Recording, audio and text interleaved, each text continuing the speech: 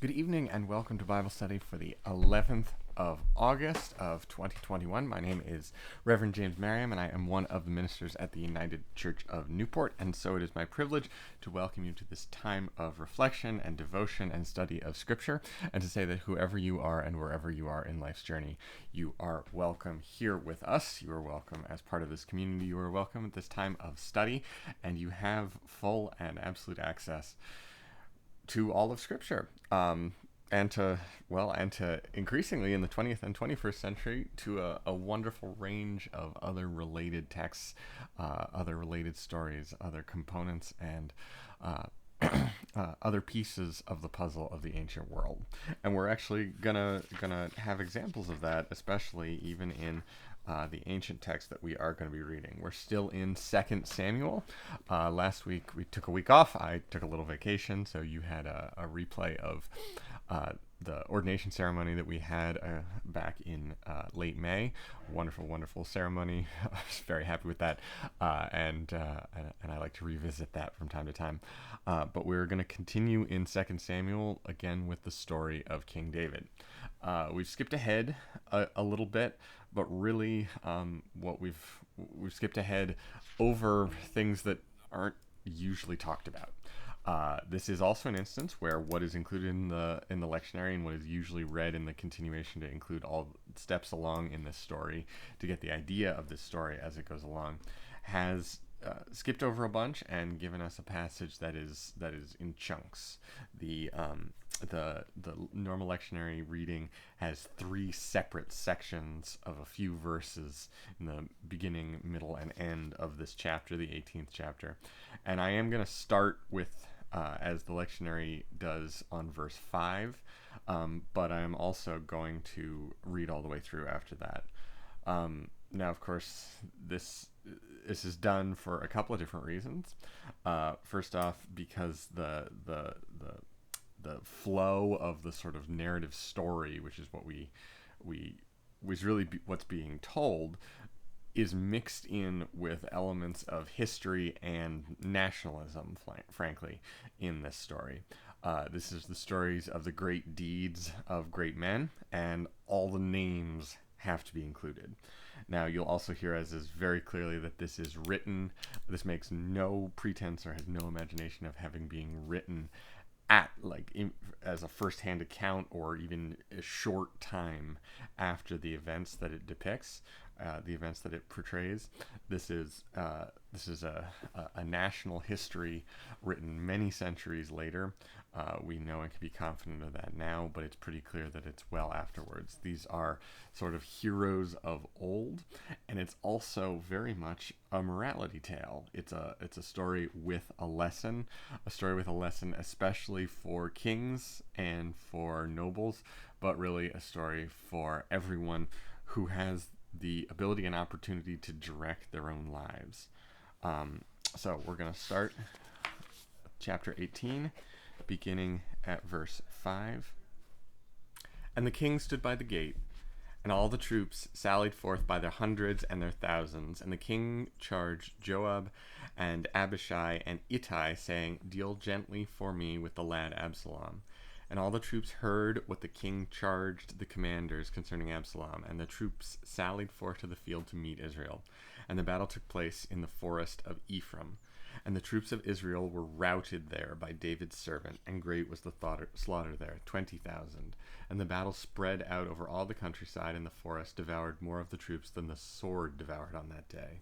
And Absalom chanced to be in front of David's servant, Absalom riding on his mule, and the mule came under the tangled branches of a great terebinth, and his head caught in the terebinth, and he dangled between heaven and earth, while the mule, which was beneath him, passed on. And a certain man saw and informed Joab, and said, Look, I saw Absalom dangling from the terebinth. And Joab said to the man informing him, And look, you saw, and why did you not strike him to the ground there? I would have given you 10 pieces of silver and a belt.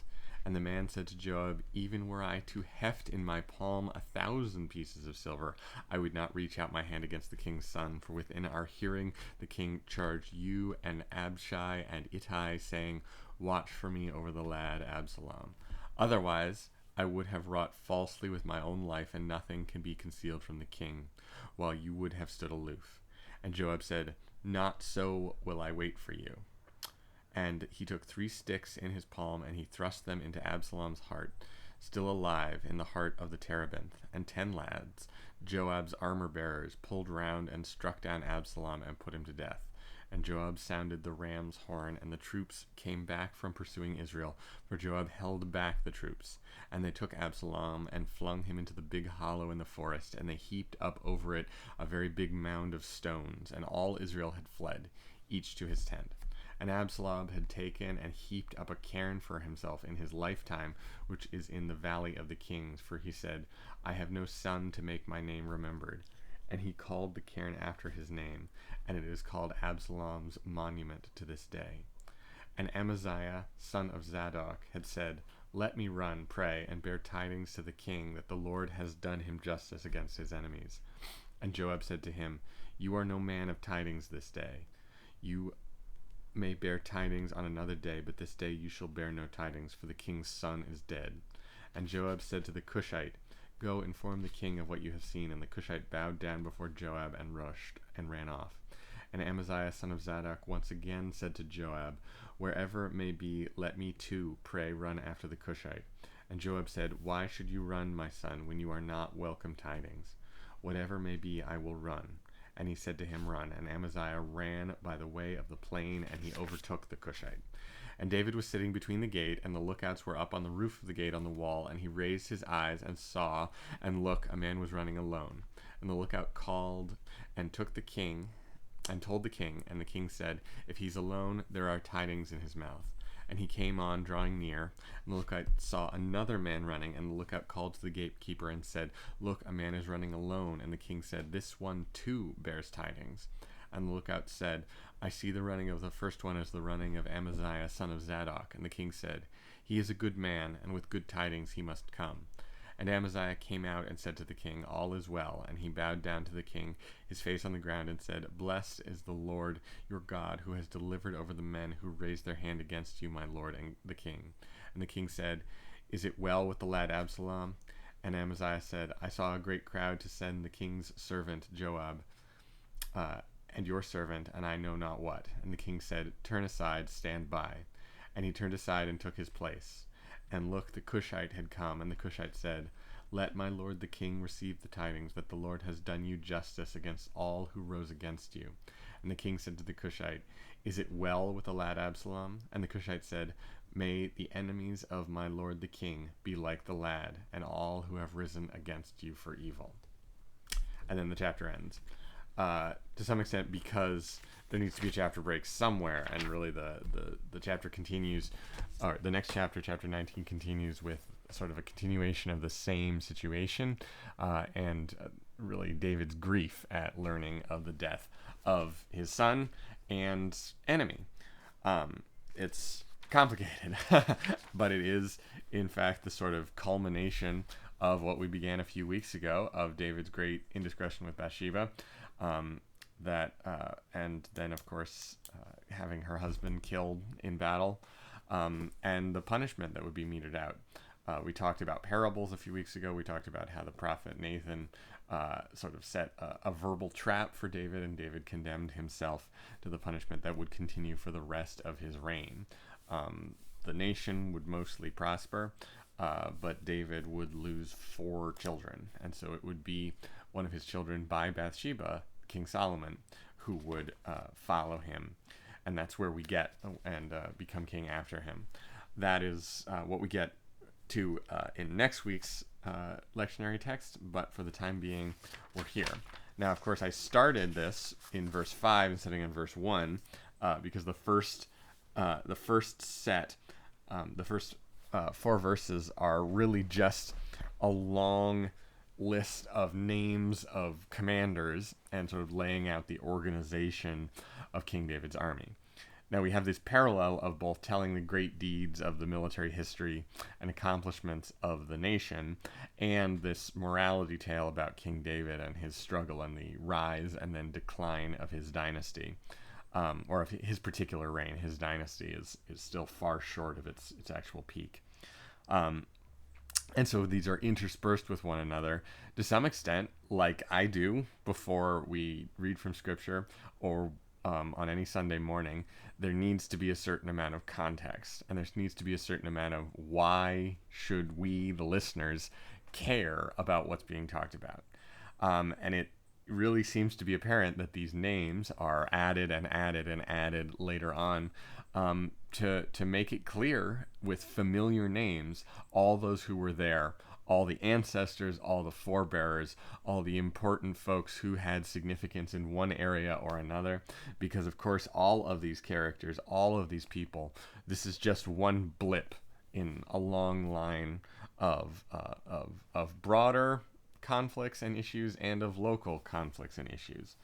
Each of these names would have been some sort of hero to someone, would have been some sort of namesake for a community, would have been what would become later sort of the equivalent of patron saints of local areas, the founder, the leader, the namesake, that kind of a thing. The one, the even like you end up with the background story of let's see, there was a long time ago, the city of what's now the city of Newport was called Duncansboro, and I'm sure there was a time when the history and lifetime of the Duncan, the particular Duncan, leading Duncan, and then the other Duncan family members were of significance. We see when we tell stories of like the founding of the city of Newport and all the names like Seymour Lane, who was on the city council when the city was founded, now is a street.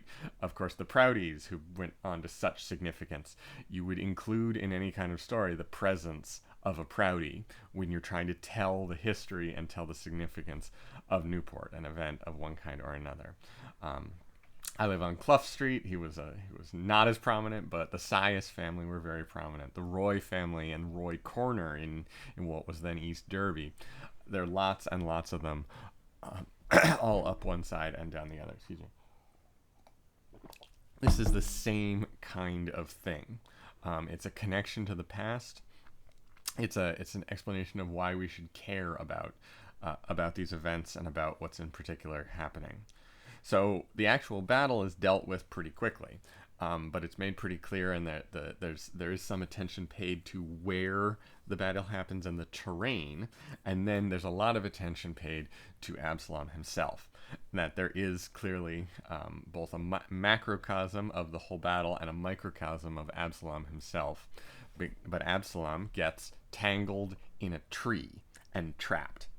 And of course, Absalom has this spectacular head of hair, and his vanity over his hair is one of his errors, is one of his sins, is one of his issues that comes along. So he has literally been caught by his own vanity in this tree with his hair, and his mule, they say, walks off out from under him. So at this very moment, any possibility he has of ever being king is snatched away.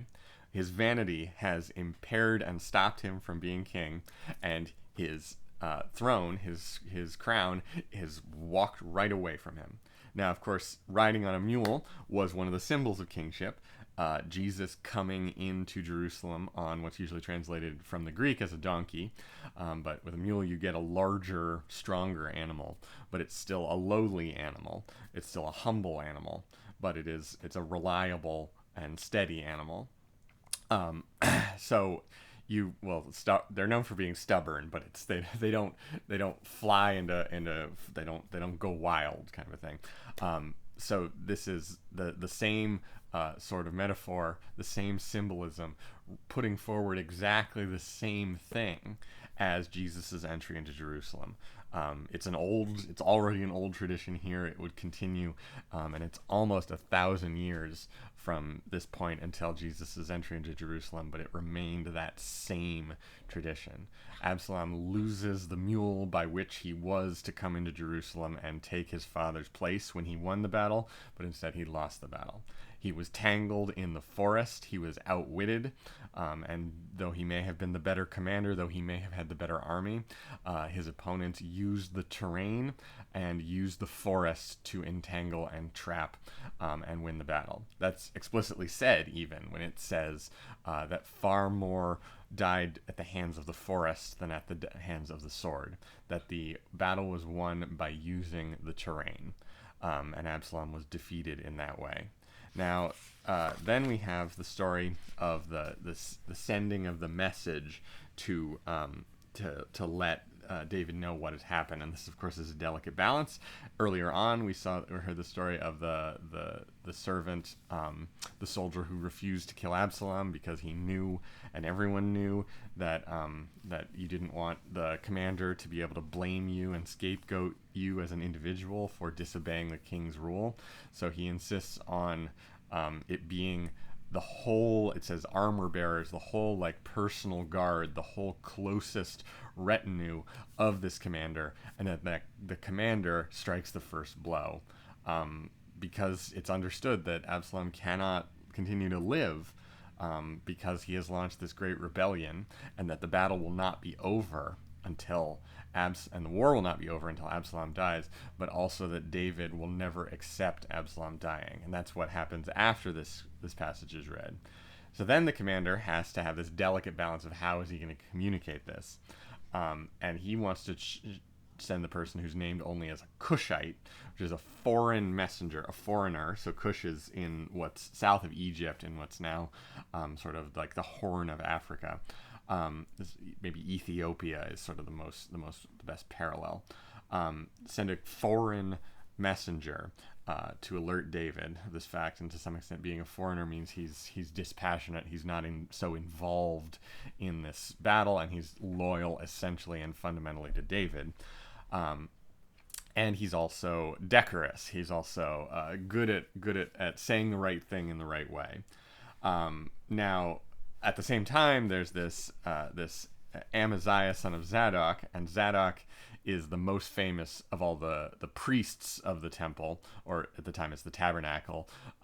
So Zadok the priest is still a significant symbol, both then, though he's died by this point, and even now. Zadok the priest is one of the names that's well remembered from Scripture, certainly. And so Amaziah is listed as being a son of Zadok, probably means Amaziah succeeded or is a follower of Zadok and now serves as a priest. So now we have somebody who's good at saying things concisely and fairly, and somebody who's good at talking and talking and talking and talking, and they both are going to send to bring this message to David. David is waiting, it says, between his gates. Rather than in his actual palace, he's become rather an old man. He's not very fit or able to move too much. He should be in his actual palace, in his actual comfort, but he's waiting at the forefront, as far forward probably as he is sort of permitted to be, as it is safe to be. And he's looking and looking and hoping and waiting for the messenger that will tell him somehow, contrary to all reasonable explanation, that Absalom is alive and the rebellion is over. This was actually used, just this end passage was used a couple of years ago at a Methodist conference, as sort of this metaphor for having, because the Methodist conference was looking at three different, they called them sketches, of a way forward for the conference to reorganize, or for the denomination to reorganize itself, to work together better.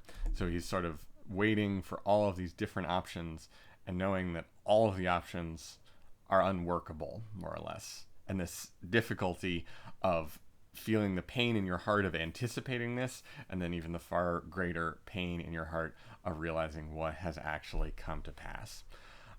It was a good sermon. It unfortunately, what he hoped for and anticipated and was using that metaphor for has not come to pass. The Methodist Church is in the process of a very hard and nasty break. And has not been able to maintain anything like unity.